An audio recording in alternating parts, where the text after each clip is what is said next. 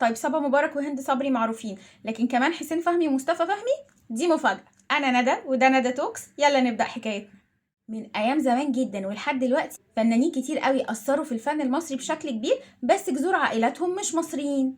خليني أوضح حاجة، الحلقة دي مش بتكلم فيها عن جنسية الفنانين ولا على انتماءاتهم لأنهي بلد، أنا بتكلم عن أصولهم العائلية وجذورهم. في الأسامي اللي هقولها فنانين كتير جدا معاهم الجنسية المصرية أو مصريين أصلا، وغيرهم فنانين عرب عاشوا واشتهروا في مصر وأثروا في الفن المصري بشكل كبير. وخليك معايا للآخر عشان في أسامي هتفاجئك كتير. الفنانة حلا شيحة جذورها لبنانية من ناحية والدتها. حلا شيحة من أب مصري وأم لبنانية، اتولدت سنة 1979 في مدينة الإسكندرية، وباباها يبقى الفنان التشكيلي أحمد شيحة، وزي ما قلت لكم مامتها لبنانية، يعني حالة مصرية لكن جزء من جذورها العائلية لبناني. نيلي كريم من أب مصري وأم روسية، واتولدت في اسكندرية، عاشت جزء كبير من طفولتها في روسيا، وكانت بتتدرب الباليه من سن صغير جدا، وكانت عضوة في فرقة البولشوي في روسيا قبل ما تنزل مصر وهي عندها 16 سنة. يعني نيلي مصرية من ناحية الأب وروسية من ناحية الأم، القطة على رأي عادل أدهم.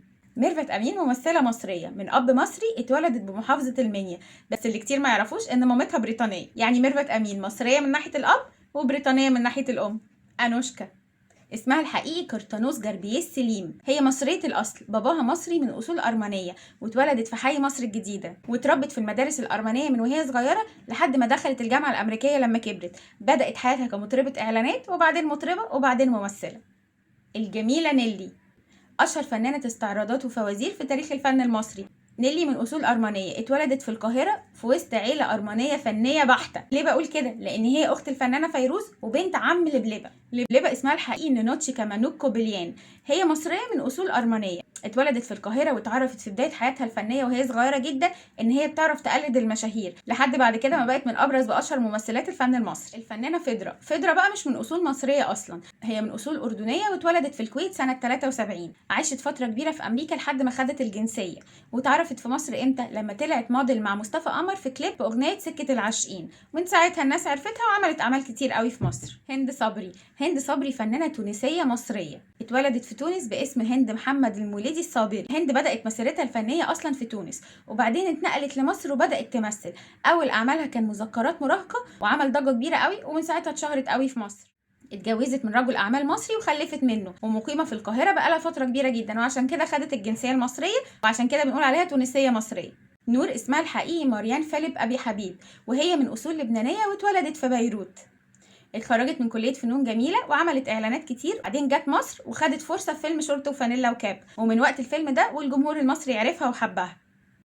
الفنانة راغدة سورية مصرية، هي اتولدت في حلب في سوريا من أب سوري وأم مصرية، اتشهرت في مصر بأفلام كتيرة جدا زي كابوريا والإمبراطور واستاكوزا. يعني جذور راغدة سورية من ناحية الأب ومصرية من ناحية الأم. الفنانة صبا مبارك فنانة أردنية، اتولدت في المملكة العربية السعودية، وليها كمان جذور فلسطينية من ناحية الأم، لأن مامتها هي الفنانة التشكيلية حنان الأغا اللي من فلسطين، وعشان كده صبا مبارك جذورها أردنية فلسطينية. مي سليم فنانة أردنية من أصول فلسطينية، بدأت حياتها الفنية كمطربة وبعدين دخلت في التمثيل. مي ليها أختين برضو بيمثلوا، هما ميس حمدان ودانا حمدان. شيرين سيف النصر اتولدت في الأردن لأب مصري وأم فلسطينية، وبعدين سافرت فرنسا، عاشت هناك فترة طويلة واتخرجت من كلية الحقوق، وبعدين رجعت مصر ودخلت عالم الفن. فنان فريد الأطرش هو فنان سوري الأصل، اتولد في منطقة جبل الدروز بسوريا، ومن عيله معروفه جدا هناك اسمها عائله الاطرش. والده يبقى الامير فهد الاطرش، والدته تبقى الاميره والمطربه علياء المنذر، واتنقل مصر وهو صغير جدا هو ووالده ووالدته واخواته.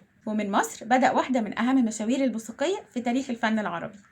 ماري منيب من اصول شاميه، اتولدت في دمشق، ولما جت مصر بدات حياتها الفنيه في المسرح، ومن اشهر الناس اللي قدموا شخصيه الحما في السينما المصريه، ورغم ارتباط اسمها الشديد بالكوميديا المصريه بس اصولها شاميه.